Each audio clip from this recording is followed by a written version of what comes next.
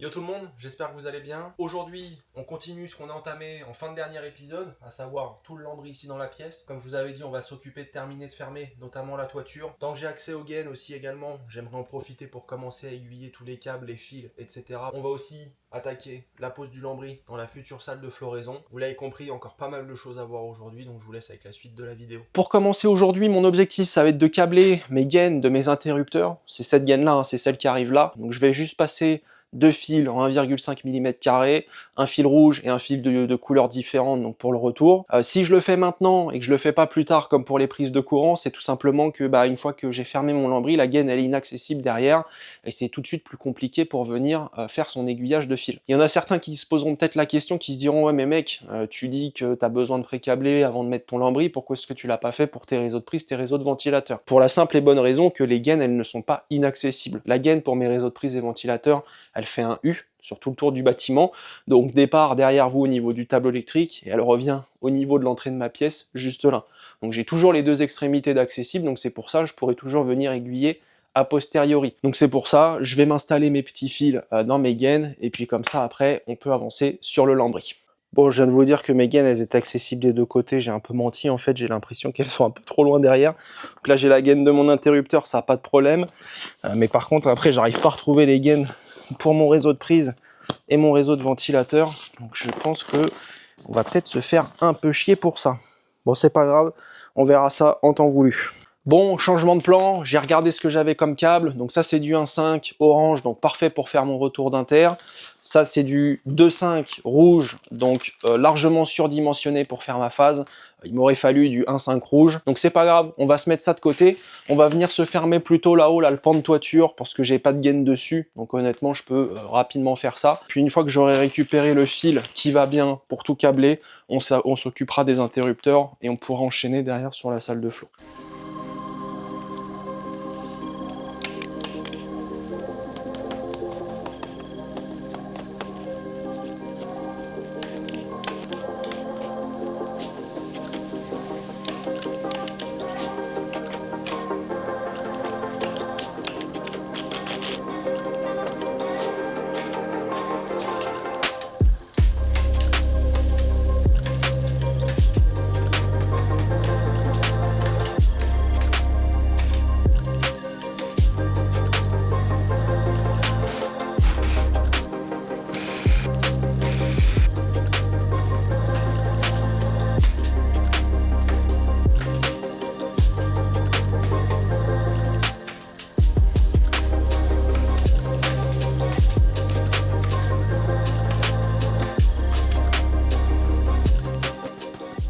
Quasiment terminé ici de couvrir la sous-toiture là. Il va me manquer quand même une petite lame découpée pour venir combler le trou. Vous l'avez peut-être vu, j'ai été obligé de mettre des clous par endroit, là où ça risque de se voir. J'en arrive à un stade où c'est bon, ça commence à me briser les noix. Tant pis, il y aura un endroit ou deux sur le lambris où on aura des clous apparents. Mais là, franchement, j'avais pas le choix, la graffeuse elle passe pas entre le mur et l'avant-dernière lame là. Donc je me suis pas pris la tête, voilà, j'ai fixé ça comme ça. Ce que je vais faire dans l'immédiat, c'est que je vais aller chercher du fil en 1.5 pour câbler mes interrupteurs. Et puis comme ça, après, je peux attaquer ma salle de floraison dans la continuité de celle-là. Bon, du coup, pour moi, c'est demain, pour vous, c'est tout de suite. J'ai récupéré mon câble, je vais pouvoir passer au câblage de mes inters. Donc j'ai taxé à mon frangin une dizaine de mètres là, de 1.5 rouge pour faire la face de mes interrupteurs pour gérer l'éclairage de mes pièces. Alors quand je parle de gérer l'éclairage, c'est sous-entendu l'éclairage d'appoint de la pièce. Je parle pas d'alimenter les lampes. Les lampes, on sera sur une section de câble supérieure, ça va tirer beaucoup plus, donc forcément on n'a pas le choix, il faudra mettre à minima du 2.5.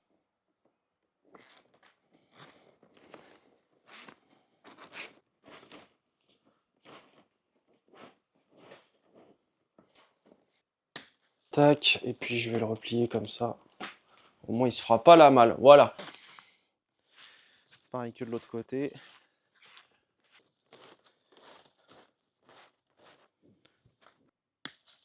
Je viens de terminer de me câbler mon interrupteur. Donc là, ce que je vais faire, je vais installer mes lithos. Parce que vous vous en souvenez, on a vu ça la semaine dernière. Mais il faut que je me rajoute un litho à mi-hauteur, en haut, en bas, pour renforcer un petit peu plus la structure, avoir quelque chose de plus solide. Donc je vais m'installer rapidement mes deux lithos qui me manquent là. Et puis après, je vais enchaîner le lambris. Le but, c'est d'essayer de reprendre la continuité de la salle de croissance. Comme ça, on a quelque chose de propre, au moins sur cette paroi-là.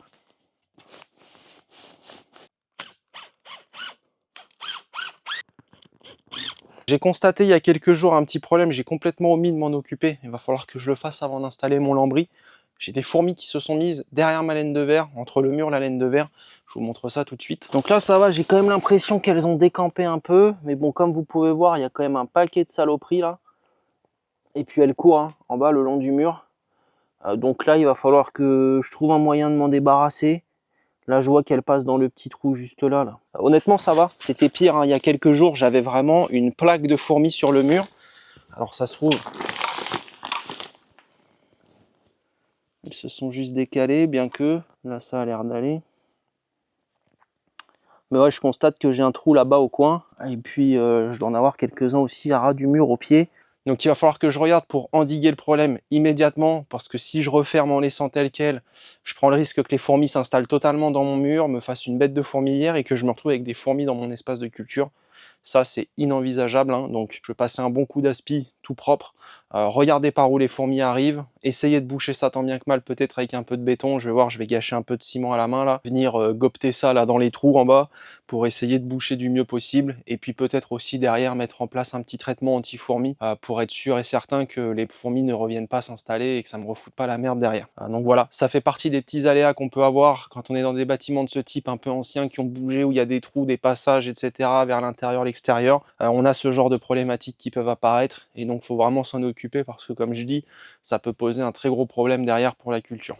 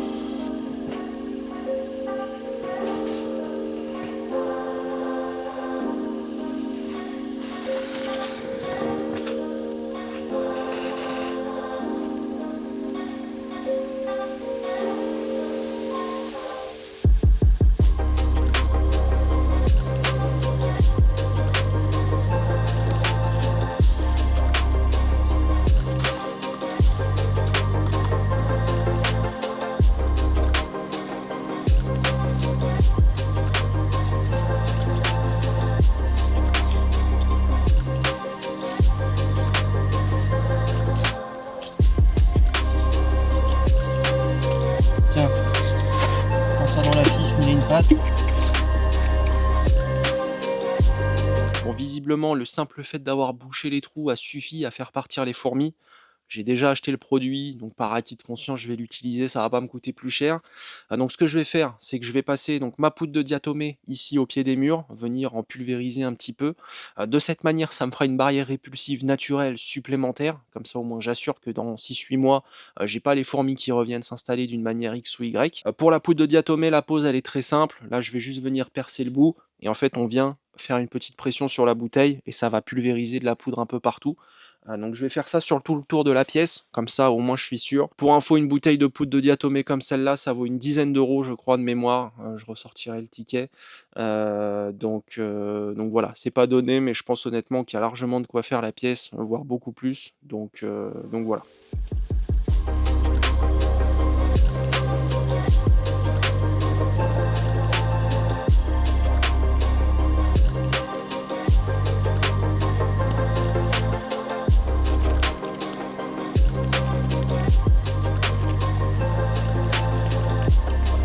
Du coup, je vais m'occuper d'avancer ici sur mon lambris PVC. J'aimerais finir au moins ce pan de mur là.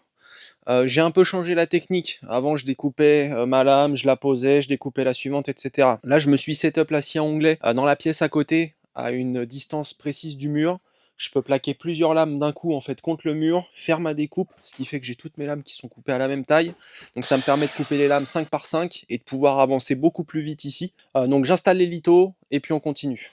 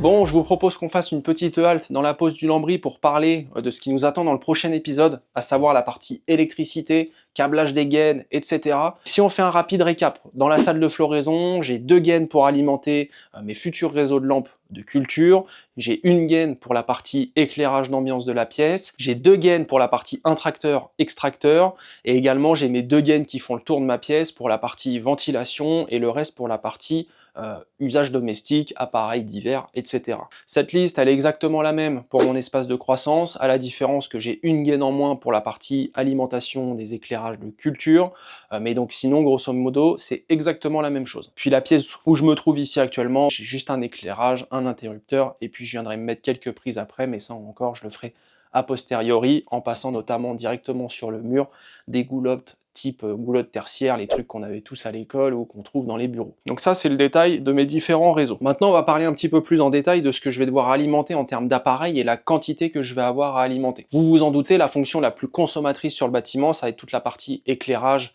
pour la culture. Les lampes, ça va consommer à mort, il va y en avoir plusieurs, et donc c'est là où il va falloir essayer de définir précisément les besoins électriques pour pouvoir tout adapter derrière. Au niveau des lampes, le modèle que j'ai repéré, donc c'est des Spider Farmer G8600, donc qui consomment 800 watts. Alors sur le site, il est précisé que pour ces lampes, la consommation c'est à plus ou moins 10%.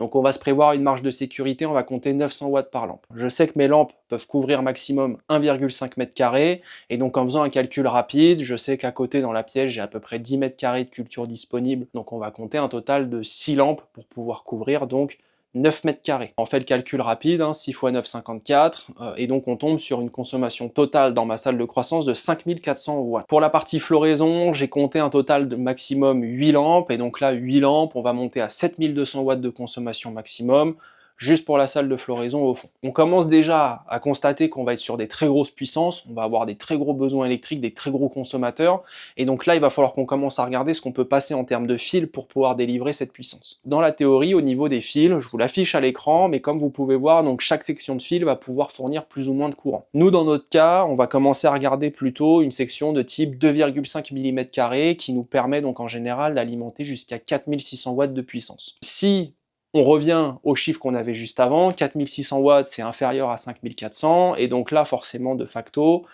c'est compliqué pour pouvoir tout alimenter avec un seul et unique réseau. Donc ce qui va se passer, c'est que je vais certainement passer plusieurs fils, donc plusieurs alimentations par gaine. Je vais passer 2 paires de fils pour pouvoir alimenter donc mes 6 lampes au total, mais pour pouvoir surtout donc répartir la charge. Et donc de cette manière, ça me permet de garder une marge de sécurité et de pouvoir travailler vraiment de manière confortable, sans avoir peur qu'un jour mon bâtiment prenne feu parce que j'ai surchargé mes réseaux. Dans la salle de floraison, on va faire exactement le même exercice. Il y a une gaine dans laquelle je passerai un seul réseau en 2.5 parce que ça suffira largement.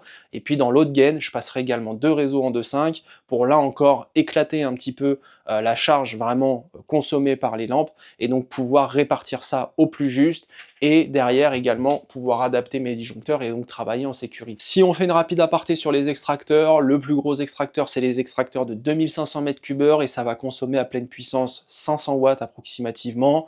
Donc là honnêtement on va pas se casser la tête, réseau de fil en 1.5. La partie éclairage d'appoint c'est pareil, on considère que quelques dizaines de watts de consommation par pièce. On fera ça avec un réseau donc alimenté en 1.5 aussi. Au niveau après donc des derniers besoins, la partie ventilation, brassage d'air, etc. dans les pièces, 6 ventilateurs de 40 watts, donc ça nous fait 240 watts au maximum.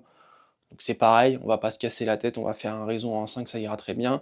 Là par contre où ce sera un petit peu différent, c'est sur mes prises de courant pour tous mes appareils domestiques. Je vais prévoir un réseau en 2,5 mm² pour avoir là encore une fois une marge de sécurité, une marge de confort, et donc être sûr et certain que si vraiment demain j'ai des besoins que j'avais pas calculés, pas pris en compte ou quoi que ce soit, je me retrouve pas limité par la puissance de mon réseau électrique. Vous vous en doutez, dans mon tableau ELEC ici, bien évidemment il va falloir que j'adapte mes disjoncteurs en fonction de mes réseaux, de mes besoins. Je vais avoir donc tous mes disjoncteurs conventionnels classiques type Legrand, Schneider, que je vais donc utiliser vraiment comme organe de sécurité tel que c'est prévu.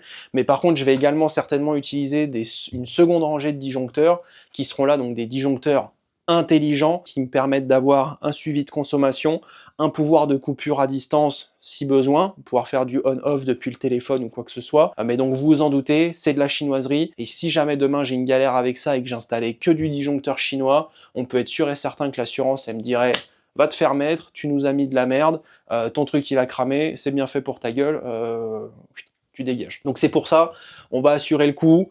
Toute la partie sécurité pure, on met du Legrand, on met du Schneider, et sous ces disjoncteurs-là, j'en ai rajouté mes petits disjoncteurs intelligents pour avoir ma logique de coupure, etc. Voilà, je voulais faire cette petite aparté sur la partie électricité. Je pense que c'est assez important parce que c'est vraiment le gros du sujet du prochain épisode. On fera un récap en début de prochain épisode. On commandera tout et on commencera à tout installer. Voilà, avec toute cette petite aparté électricité, je pense que la vidéo va déjà avoir duré assez longtemps. Je vous donne rendez-vous, comme d'habitude, dans une quinzaine de jours pour la suite des aventures. N'hésitez pas aussi également à aller faire un tour sur Instagram, TikTok ou Discord. Je vous mets bien évidemment tous les liens dans la description. Moi, en attendant, comme d'habitude, je vous invite à prendre soin de vous d'ici au prochain épisode. À la prochaine, ciao!